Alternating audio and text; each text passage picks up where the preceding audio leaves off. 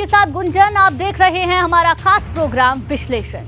और आज विश्लेषण में बात शिवपाल के मुलायम संदेश की, क्योंकि मुलायम सिंह यादव के निधन के बाद एक सवाल हर कोई पूछ रहा है कि समाजवादी पार्टी में शिवपाल यादव की भूमिका क्या होगी।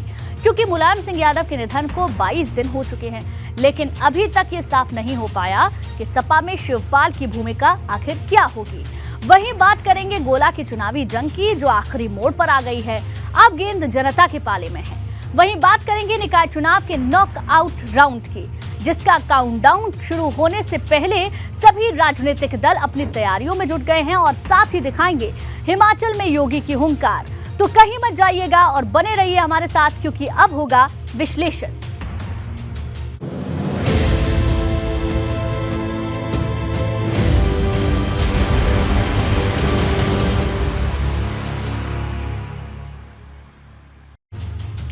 और आज विश्लेषण की शुरुआत शिवपाल के जिम्मेदारी वाले संदेश के साथ, क्योंकि मुलायम सिंह यादव के निधन के बाद से शिवपाल लगातार अखिलेश यादव को समझौते के संदेश दे रहे हैं। और अब सवाल बड़ा है, क्या अखिलेश यादव शिवपाल यादव को पार्टी में कोई जिम्मेदारी देंगे? क्योंकि अब सबकी नजर 22 नवंबर की तारीख पर टिकी है। इस दिन न सिर्फ मुलायम सिंह यादव की जयंती है, बल्कि इस दिन माना जा रहा है चाचा भतीजे के बीच समझौता हो सकता है। वहीं सपा में संरक्षक की कुर्सी भी खाली है। क्या अखिलेश शिवपाल को मुलायम वाली जिम्मेदारी देंगे?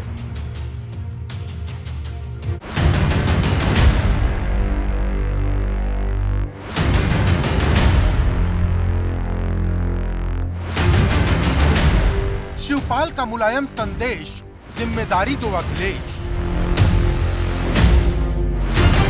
नेताजी की जयंती पर शिवपाल करेंगे क्रांति। सपा संरक्षक की कुर्सी खाली, क्या शिवपाल को मिलेगी जिम्मेदारी? मुलायम सिंह यादव के निधन के बाद से एक सवाल हर कोई पूछ रहा, क्या समाजवादी कुनबा एक हो जाएगा? और होगा तो शिवपाल यादव को क्या जिम्मेदारी मिलेगी? क्योंकि जब मुलायम सिंह यादव का निधन हुआ था, तब शिवपाल यादव ने हर जिम्मेदारी निभाने की बात कही थी। जो जिम्मेदारी मिलेगी उसे निभाएंगे। और वैसे तो अगर जिम्मेदारी नहीं भी मिलती है, तब भी जो हमारे साथ जुड़े हैं, जितने लोग भी हमारे पास जुड़े हैं, जिनको सम्मान नहीं मिल रहा है, जिन्हें कोई पूछ नहीं रहा है, उनको सबको हम इकट्ठा करके। उस वक्त शिवपाल यादव ने एक बात और कही थी कि उन्होंने जिंदगी में हर फैसला नेताजी से पूछ कर लिया, फिर चाहे पार्टी बनाने की बात हो। ये कहकर शिवपाल ने साफ किया था कि उनके हर फैसले में नेताजी की रजामंदी थी। तो मेरा कोई झगड़ा भी नहीं था, किसी से भी झगड़ा नहीं था। मेरा किसी से झगड़ा नहीं था। हम तो हमेशा नेताजी की सेवा करते रहे। नेताजी का कभी भी अपनी ज़िंदगी में मैंने कभी भी कहना टाला नहीं है। चाहे उन्होंने गलत कहा हो, चाहे सही कहा हो, जो फिर उन्होंने कह दिया है वो ही मैंने माना है। लेकिन बड़ा सवाल है, क्या अब अखिलेश यादव अपने चाचा शिवपाल को पार्टी में कोई जिम्मेदारी देंगे? क्योंकि नेताजी के निधन को 22 दिन हो चुके हैं, लेकिन समाजवादी पार्टी में शिवपाल की भूमिका क्या होगी, ये अभी तक साफ नहीं हो पाया। और अब शिवपाल यादव 22 नवंबर की तारीख का इंतजार कर रहे हैं, क्योंकि उसी दिन नेताजी की पहली जयंती है। जैसे आपने कहा था कोई जिम्मेदारी जो भी मिलेगी, तो क्या कुछ जिम्मेदारी है समाजवादी पार्टी में अखिलेश यादव ने दी है आपको? सब जिम्मेदारी का इंतजार है। तो ये प्लीज वेट कब तक चलेगा? बहुत टाइम हो गया इसको। तो देखिए, अभी नेताजी के जाने के बाद हम सब लोग शोक में हैं, अभी भी शोक में हैं। और अभी नेताजी का जन्मदिन भी आने वाला है, जो हम हर साल मनाते थे। शिवपाल यादव ने कहा कि उन्हें इंतजार है कि अखिलेश यादव उन्हें समाजवादी पार्टी में क्या नई जिम्मेदारी देंगे। शिवपाल यादव ने इस बात के भी संकेत दिए हैं कि मुलायम सिंह यादव की पहली जयंती पर कुछ बड़ा फैसला अखिलेश यादव ले सकते हैं। और अगर अखिलेश यादव कोई फैसला लेते हैं तो इसका क्या असर पड़ेगा, यूपी की सियासत पे ये रणनीति अखिलेश यादव की कितनी कारगर होगी? क्योंकि अभी तक शिवपाल यादव यही कहते आए हैं कि निकाय चुनाव की तैयारी उनकी प्रगतिशील समाजवादी पार्टी बहुत जोर शोर से कर रही है। वैसे एक सवाल मुलायम सिंह यादव की आखिरी ख्वाहिश का भी है, क्योंकि नेताजी जब तक जिए अपने पूरे परिवार को साथ लेकर चलने की कोशिश की। भला वो तस्वीर कौन भूल सकता है जब उत्तर प्रदेश विधानसभा के चुनाव के वक्त मुलायम विजय रथ पर सवार थे। शिवपाल नेताजी के सम्मान में बस के हत्थे पर बैठ गए थे। सच तो ये है कि शिवपाल कभी भी अपने आप को समाजवादी पार्टी से अलग नहीं कर पाए, क्योंकि 2017 में जब उनके और अखिलेश यादव के रिश्तों में दरार पड़ी थी, तब भी उन्होंने सपा के सिंबल पर चुनाव लड़ा और 2022 में भी उन्होंने सपा के सिंबल पर चुनाव लड़ा, क्योंकि शिवपाल भले ही प्रसपा के अध्यक्ष हो, लेकिन वो विधायक समाजवादी पार्टी के हैं। वहीं मुलायम सिंह यादव के निधन के बाद शिवपाल ने भी झगड़े की हर बात से तौबा कर ली है। शिवपाल नहीं चाहते कि परिवार में कोई भी किसी तरह की कलह हो और अब सबकी निगाहें अखिलेश यादव पर टिकी है कि अखिलेश यादव नेताजी के रास्ते पर चलकर पूरे परिवार को एकजुट करेंगे, क्योंकि मुलायम सिंह यादव के जाने के बाद सपा संरक्षक की कुर्सी भी खाली है। ऐसे में सवाल बड़ा है क्या 22 नवंबर की तारीख कोई बड़ा ऐलान लेकर आएगी। Bureau report, ABP Ganga. और अब बात गोला की बाहुबली जंग की, क्योंकि कल गोला में वोटिंग होनी है, जहां करीब 4 लाख वोटर मैदान में उतरे 7 प्रत्याशियों की किस्मत का फैसला करेंगे। हालांकि लड़ाई सपा और भाजपा के बीच मानी जा रही है। वहीं राजनीति के जानकार गोला की जंग को रामपुर और आजमगढ़ से जोड़कर देख रहे हैं, क्योंकि जिस तरह से उपचुनाव में भाजपा ने सपा के ये दोनों किले जीते, उसी तरह अब सपा गोला के जरिए पुरानी हार का हिसाब पूरा करना चाहती है। लेकिन बड़ा सवाल है कि सपा गोला की बाजी को जीत पाएगी।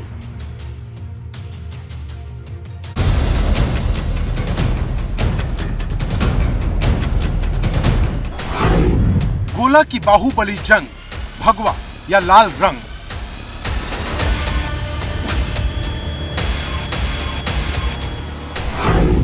एक सीट, 7 उम्मीदवार, गोला में किसकी सरकार?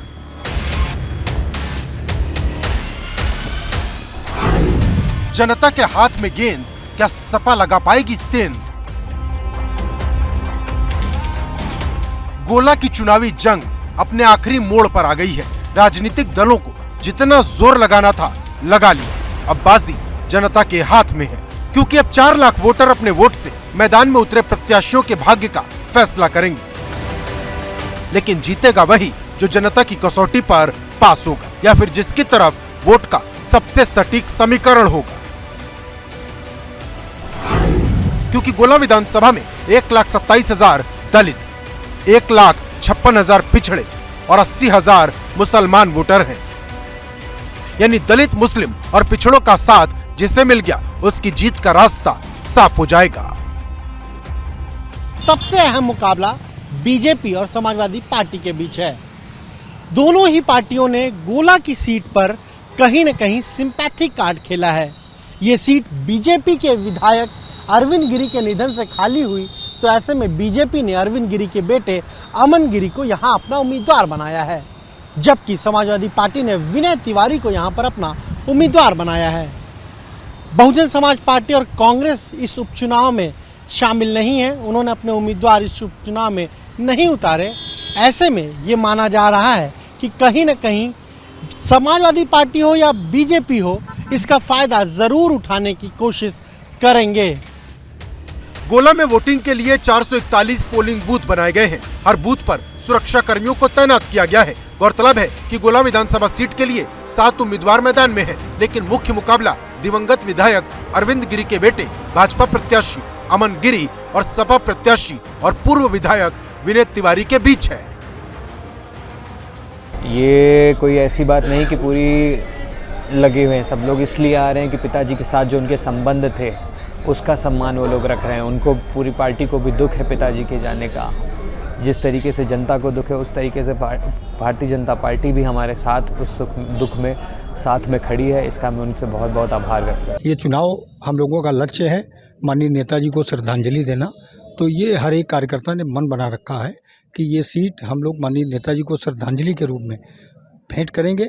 ये तय है कि समाजवादी पार्टी का परचम लहराएगा। राजनीति के जानकार गोला की जंग को रामपुर और आजमगढ़ से जोड़कर देख रहे हैं, क्योंकि जिस तरह से उपचुनाव में भाजपा ने सपा के ये दोनों किले जीते, उसी तरह अब सपा गोला के जरिए पुरानी हार का हिसाब पूरा करना चाहती है। लेकिन बड़ा सवाल ये है कि सपा गोला की बाजी को क्या जीत पाएगी, या फिर समाजवादी पार्टी को अखिलेश की कमी खल जाएगी? क्योंकि भाजपा की तरफ से सीएम योगी ने खूब प्रचार किया, लेकिन अखिलेश चुनाव मैदान में नजर नहीं आए। विपक्ष तो हमेशा बहाना करता है, षड्यंत्र करता है। आपने देखा होगा चुनाव लखीमपुर खीरी में चल रहे हैं, गोला गोकर्णनाथ में चल रहे हैं। समाजवादी पार्टी ट्वीट पर अभी से अपनी हार के लिए बहाना ढूंढने लग गई है, अभी से ढूंढने लग गई है। अभी से कहना शुरू कर दिया उसने कि वहां पर अब पहले तो ईवीएम को दोषी ठहराते थे और अब कहने लग गए कि देखिए तो जबरदस्ती चुनाव जीता जा रहा है। अब सवाल बड़ा है, कहीं अखिलेश यादव ने गोला में आजमगढ़ और रामपुर वाली गलती तो नहीं कर दी? क्योंकि सवाल चुनाव जीतने के साथ साथ गोला के मार्जिन का भी है। क्योंकि विधानसभा चुनाव में भाजपा ने यह सीट करीब 29,000 वोट से जीती। भाजपा को 48.67% और सपा को 37.40% वोट मिले थे, जबकि 10.37% वोट बसपा को मिले थे। लेकिन इस बार बसपा चुनाव नहीं लड़ रहे। ऐसे में सवाल यह है कि बसपा का वोट किधर जाएगा? क्या इससे सपा और भाजपा के बीच का 10% वाला गैप खत्म हो पाएगा? फिलहाल सबकी निगाहें गुरुवार को होने वाले चुनाव पर टिकी हैं, क्योंकि अब गोला में ऊंट किस करवट बैठेगा इसका फैसला जनता के वोट से होगा। Bureau report, ABP Ganga.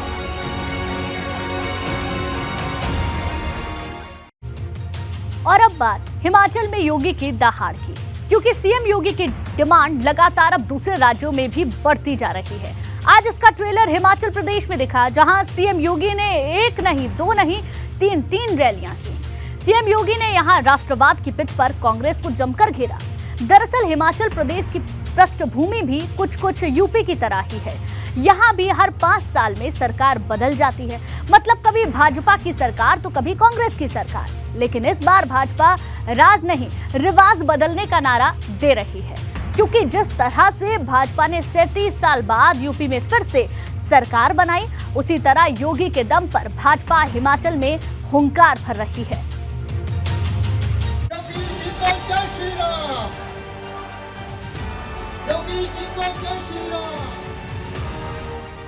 Himachal में योगी की दहाड़, थर्रा उठे पहाड़। उत्तर प्रदेश से माफियाओं का हमने सफाया कर दिया है, उनका राम नाम सत्य है हो चुका है। योगी की डिमांड हाई, भाजपा जीत पाएगी लड़ाई। हिमाचल में यूपी वाला रिकॉर्ड योगी करेंगे ब्रेक। कांग्रेस के एजेंडे में विकास नहीं है, कांग्रेस के एजेंडे में विरासत का सम्मान नहीं है। यूपी में भाजपा का परचम लहराने के बाद अब योगी आदित्यनाथ ने हिमाचल प्रदेश में भाजपा को जिताने की जिम्मेदारी संभाल ली है। योगी का क्रेज न सिर्फ यूपी में बल्कि धीरे धीरे दूसरे राज्यों में भी बढ़ता जा रहा।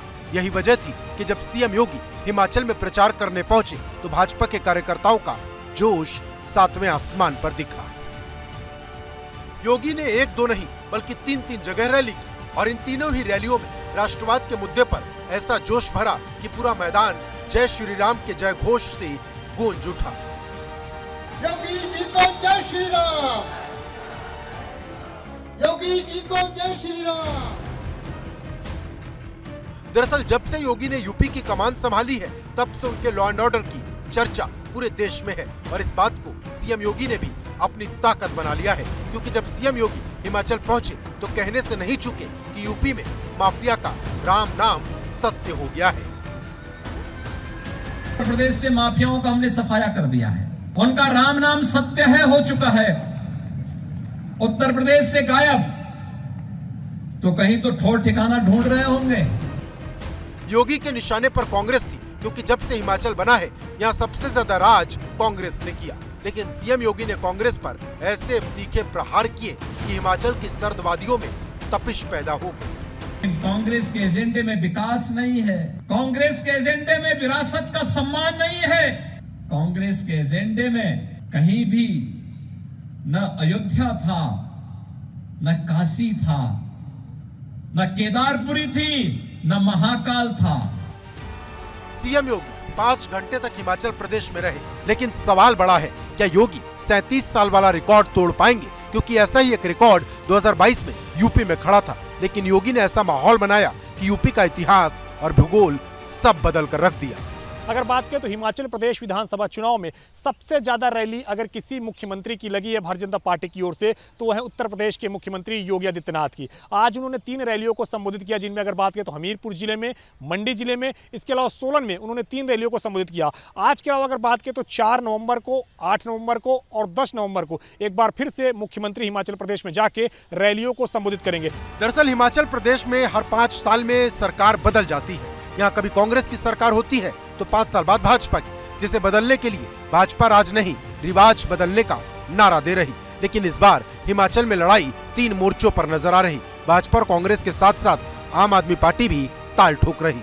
अब सबकी नजर 12 नवंबर की तारीख पर है कि इस बार हिमाचल की जनता राज बदलती है या रिवाज। Bureau report, ABP Ganga.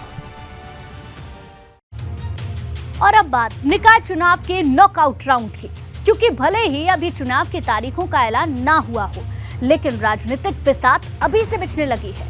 Bhajpa पहले से तैयारी में जुटी थी, लेकिन अब अखिलेश यादव भी मैदान में उतर आए, जो न सिर्फ बैठकें कर रहे हैं, बल्कि जिताऊ उम्मीदवार की तलाश भी कर रहे हैं। उधर कांग्रेस ने भी निकाय के जरिए 24 के लक्ष्य को भेदने की तैयारी कर ली है। मतलब यूपी में फिर से राजनीति सरगर्मी तेज हो गई है।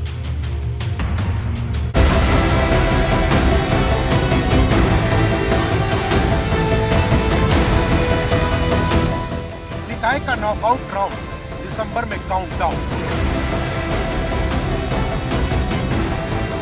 साइकिल ने भरी रफ्तार, अखिलेश का मिशन, जिताऊ उम्मीदवार। भाजपा के केशव की हुंकार, हम ही बनाएंगे सरकार। निकाय चुनाव की जंग का ऐलान अभी भले ना हुआ हो, लेकिन राजनीतिक दल अभी से तैयारी में जुट गए हैं। माहौल एकदम विधानसभा चुनाव जैसा है, क्योंकि न सिर्फ भाजपा और सपा, बल्कि सपा और कांग्रेस भी इस चुनाव के जरिए 24 के लक्ष्य को साधने में जुट चुके हैं। सबकी निगाहें 17 नगर निगम, 200 नगर पालिका और 517 नगर पंचायत परिषद पर टिकी है। जानकारी से 24 का लिटमस टेस्ट मान रहे।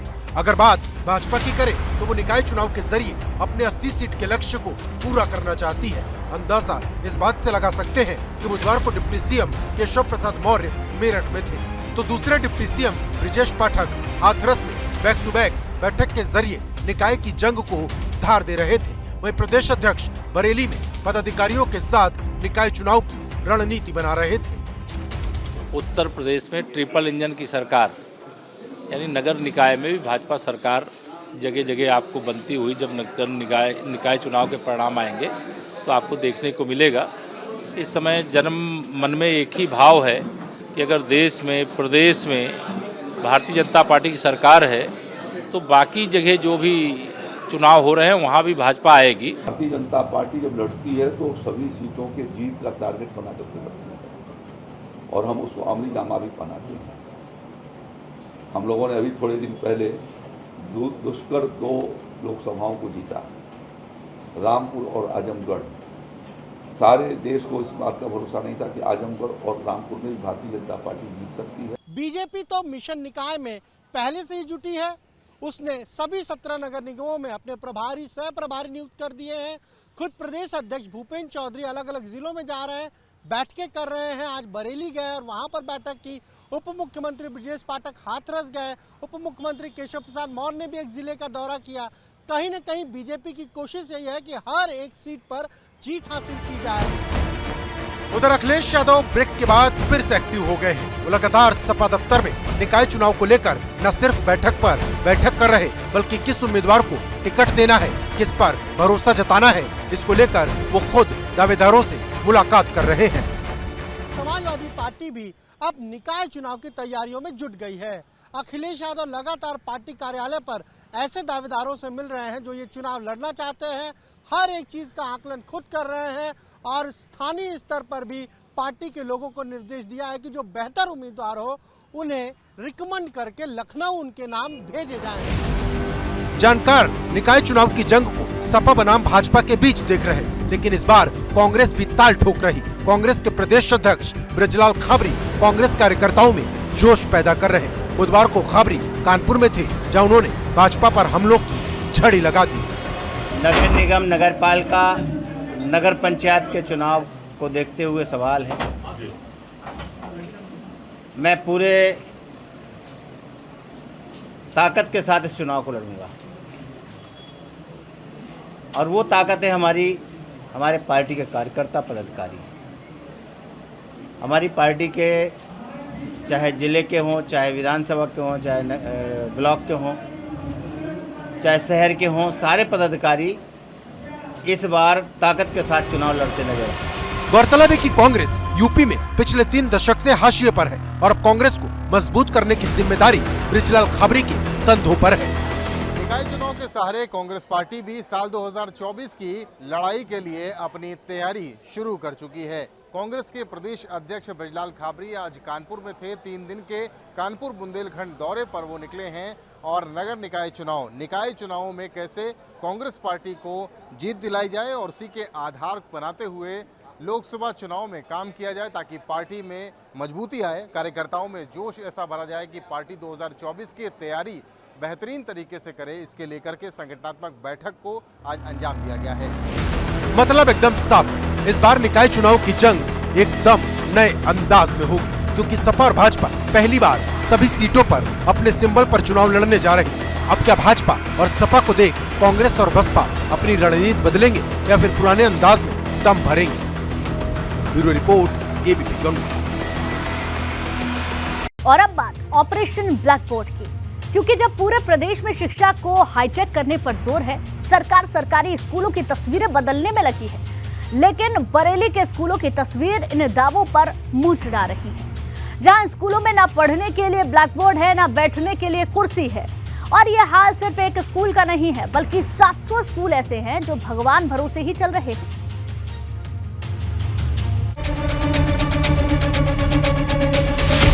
नौनिहालों से खिलवाड़, सरकारी स्कूल लाचार। बरेली में ऑपरेशन ब्लैक बोर्ड। ये बरेली है जिसके झुमके का जिक्र सिल्वर स्क्रीन पर आज से 56 साल पहले हुआ था, लेकिन शिक्षा के मोर्चे पर बरेली की तस्वीर कितनी बदहाल है, इसे बरेली के सुभाष नगर के नेकपुर शुगर मिल में स्थित प्राथमिक विद्यालय को देखकर समझ सकते हैं, जहाँ की बिल्डिंग इतनी जर्जर है, बच्चे जान हथेली पर लेकर पढ़ने पहुंचते हैं, लेकिन स्कूल में इंतजाम इतने खराब कि ना तो फर्नीचर है ना ब्लैक बोर्ड। आलम यह है कि बच्चे जमीन पर बैठकर पढ़ने के लिए मजबूर हैं। कुछ ऐसी ही तस्वीर बरेली के नेकपुर प्राथमिक विद्यालय की भी है, जहाँ स्कूल के नाम पर सिर्फ दीवार खड़ी है। पता नहीं कब कौन सा हादसा हो जाए। खपड़ैल में लगी बल्लियां भी गल गई है। बरसात के दिनों में पूरे स्कूल में पानी टपकता है। 2 टीचर हैं और स्कूल में करीब 70 से ज्यादा बच्चे। जिस दिन सभी बच्चे आ जाते हैं, स्कूल में बैठने की जगह नहीं होती। ये जो स्कूल है काफ़ी जर्जर व्यवस्था में है। क्लास 5 तक ये स्कूल चलता है।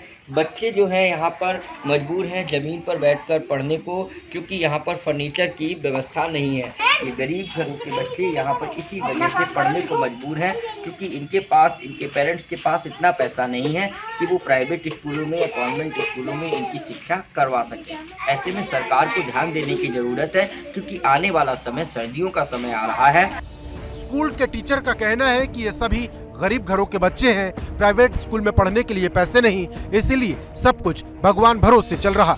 सिस्टम को न बच्चों की चिंता है न पढ़ाई की। दिक्कत तो है, पानी भर जाता है तो हमारे बच्चे फिर हम लोग दूसरी जगह पे इधर उधर करके बैठाते हैं, क्या करें। अधिकारी वगैरह कभी आते होंगे? आते हैं अधिकारी लोग आते हैं, देखते हैं, वे भी कहते हैं अपनी समस्याओं को आप लोग किसी तरह हल करो। ड्यूटी तो हमारी है ही है यहाँ। बच्चे अब पानी भरा था तो 2-4 दिन बच्चों को रोक दिए थे, बच्चे ना आए। लेकिन जब बरेली के बदहाल स्कूलों के बारे में बेसिक शिक्षा अधिकारी विनय कुमार से पूछा गया तो उन्होंने स्कूलों की लिस्ट गिना दी। बताने लगे कि जिन स्कूलों में फर्नीचर नहीं, वहाँ विधायक निधि से व्यवस्था की जाएगी। यहाँ के सभी जनप्रतिनिधियों द्वारा इससे पूर्व भी बाकी स्कूलों में फर्नीचर दिया गया। इस बार हम लोगों ने फिर विस्तृत एक सूची बनाई है विधानसभावार कि कौन सा स्कूल किस विधानसभा में है और वहाँ पे फर्नीचर की क्या स्थिति है। तो सभी जनप्रतिनिधि हमारे जितने भी हैं उनसे वार्ता भी हो गई है। उन्होंने सहर्ष स्वीकार किया कि नहीं, आप सूची हमें भेजिए और विधायक निधि से हम जो है फर्नीचर उपलब्ध कराएंगे। लेकिन बड़ा सवाल यह है कि ये व्यवस्था अब तक क्यों नहीं हुई और क्यों सिस्टम को इन स्कूलों की बदहाली नजर नहीं आती। ये बात सिर्फ एक दो स्कूलों की नहीं, बरेली में 700 से ज्यादा ऐसे स्कूल हैं जो बदहाली के एक लंबे कालखंड से गुजर रहे हैं। बरेली से अनूप मिश्रा, एबीपी गंगा।